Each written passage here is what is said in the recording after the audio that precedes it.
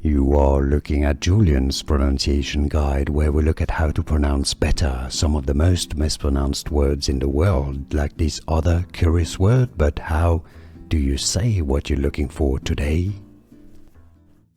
So, how do you call this symbol in English? How do you pronounce it when you see it in an email address or elsewhere?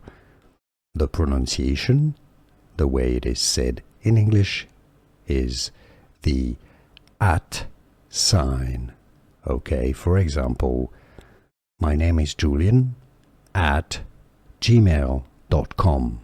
At. This is how you pronounce this symbol, at, the at sign.